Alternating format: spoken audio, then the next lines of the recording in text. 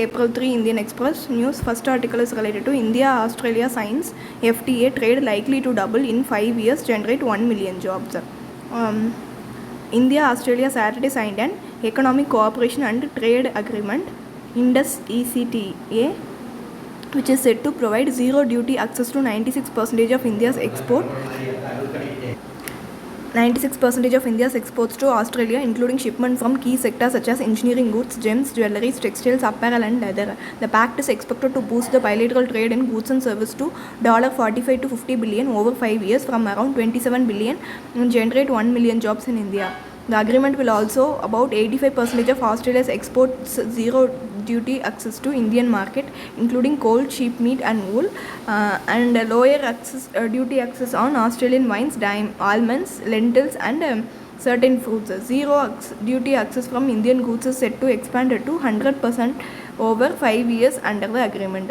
In February, India signed FTA with UAE and is currently working on FTA with Israel, Canada, UK and European Union. Under the agreement, Indian graduates from science, technology, engineering, mathematics will grant extended post-study work visas. Australia will also set up program to grant visas to young Indians looking to pursue working holiday in Australia. Expected to reach $20 million in financial year 2027 and $35 million in financial year 2035. The sensitive sectors including dairy products, wheat, rice, chickpea, beef, sugar, apple, toys and iron ore. Australia is said to benefit from zero duty access on coal, which currently accounts for about 74% of Australia's exports to India, currently attracts a duty of 2.5%. The elimination of duties on coking coal, which accounts about 73% of coal import, is also expected to boost the competitiveness of India's steel export. Zero duty access for Australia is set to increase to cover 91% of its export by value and 70% of India's tariff line over 10 years. Officials said procuring low-cost raw materials such as alumina from Australia is in India's interest as it will boost the international competitiveness of Indian manufacturers. The agreement also includes strict rules of origin to prevent any routing of products from other countries and provide a safeguard mechanism to address any sudden surge in imports of product. The agreement will also allow for faster approval of Indian medicines by Australian regulators as they agreed to use inspection reports and approvals from Canada and European Union. Australia has also addressed the long-standing concerns of Indian IT firms on double taxation by agreeing to amend total taxation laws to stop the taxation of offshore income of Indian firms providing technical service to Australia. This is what all about. Next article that we are moving into is related to Pakistan PM gives a call for street protest. Bajwa differs with him on US, Russia. Pakistan Army Chief General Qamar Javed Bajwa, while calling for dialogue and diplomacy to resolve all the standing issues including Kashmir with India, spoke of his country's long excellent strategic relation with US. In the same breath, targeted Russia over its invasion of Ukraine, saying aggression against a smaller country cannot be condemned. Khan was on visit to Moscow when the invasion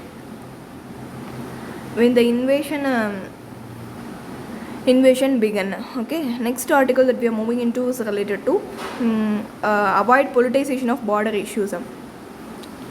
We also discussed today the issue of open borders of India and Nepal being misused by unwanted elements. We stressed on maintaining close cooperation between our defense and security institutions. I am sure that our talks today will prove to be effective in setting ambitious goals for future India-Nepal relation. Launch and operationalization of 35-kilometer long cross-border rail link from Jayanagar in Bihar to Kurta in Nepal.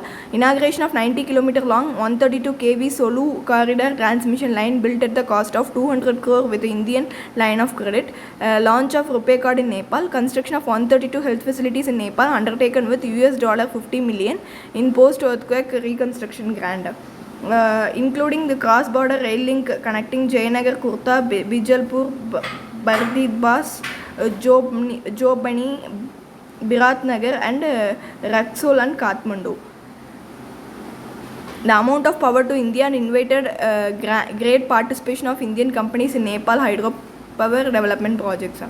The next article that we are moving into is related to Last in artificial intelligence transcription, adult words creep in YouTube children's video. It happens when Google Speech to Text and Amazon Transcribe, both popular automatic speech recognition system. It is telling us the inappropriate content may be present in the source, but it can be introduced by downstream artificial intelligence application. So on the broader philosophical level, the people generally have checks and balances for the source, but now we have to more vigilant about having checks and balances if the artificial intelligence application modifies the source. These patterns tell us whenever you have a machine language model trying to predict something, the predictions are influenced on what kind of data it is trained on.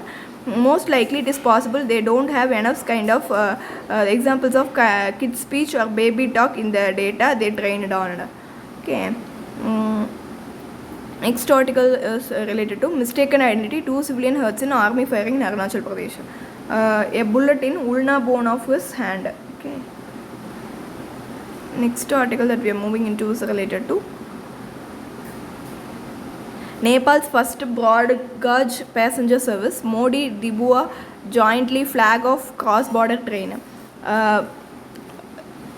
Cross-border train service between Bihar's Jayanagar and Nepal's Kurta with the Hindu pilgrim city of Janakpur Dham, the mythical birthplace of Sita.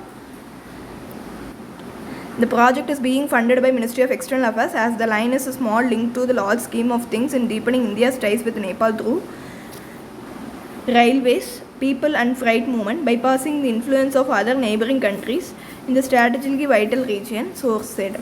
The next stretch of 17 km from Kurta to Bichalpur is also getting finishing touches. For the rest of the portion up to Bardibas, the land is being handed over to IRCON. Narrow gauge line in 1937 to ferry cargo mainly logs from Nepal to India. Next article that we are moving into is related to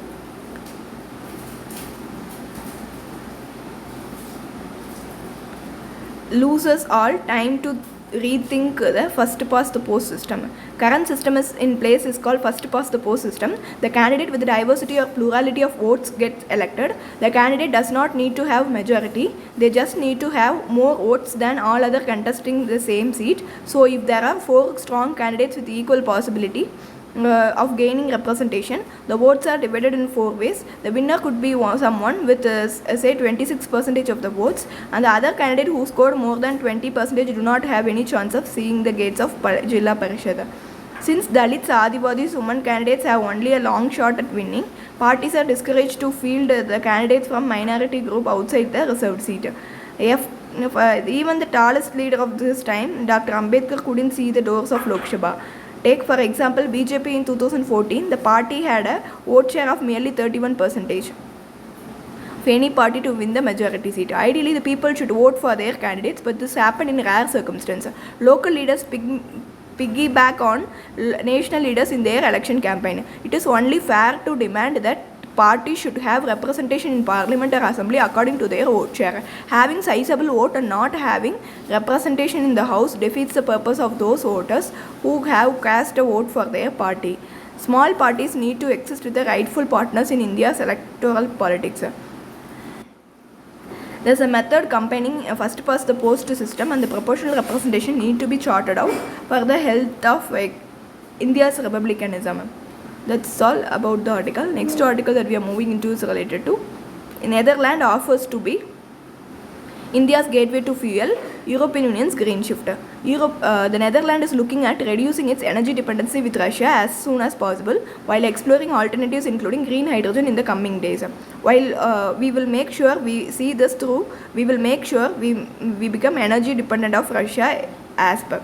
One of the alternatives is green hydrogen. As it happens, it is one of the goals for India to become a net exporter of green hydrogen. We could become a net importer because the Netherlands doesn't have enough space to produce all the green hydrogen ourselves. That's not just for energy intensive industries but also for transport and household usages. Potentially the gas could be replaced by green hydrogen. Netherlands is well positioned to be your gateway to the rest of the Europe, with the port of Rotterdam as Europe's biggest port linking to northern European countries including Germany and Belgium. Going ahead, investment from Netherlands, the 5th biggest foreign investors for India. That's all. If you like the video, please do share, comment, like and subscribe. Thank you.